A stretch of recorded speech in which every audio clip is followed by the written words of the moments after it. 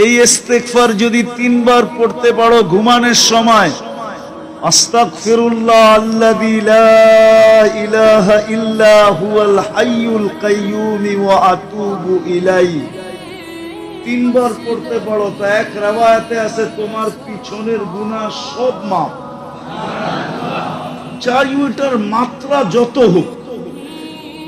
আরেক riwayate আছে সমুদ্রের ফেনার পরিমাণ, গাছের পাতার পরিমাণ আর বালুর কণা পরিমাণ, আমার বিশ্বাস এটা সমগ্র মানুষ মিলেও করা সম্ভব না।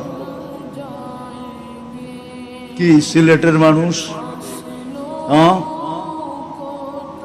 দুনিয়ায় যত গাছ আছে গাছের পাতা সমান, সিলেটের গাছ না, বাংলাদেশের গাছ না। এতটুক গুনাহ তো সমগ্র সৃষ্টি মিলে করো সম্ভব কিনা আমি জানি না। সমুদ্রের ফেনা সমান, বালুর কণা সমান, যে 3 বার করবে মাফ।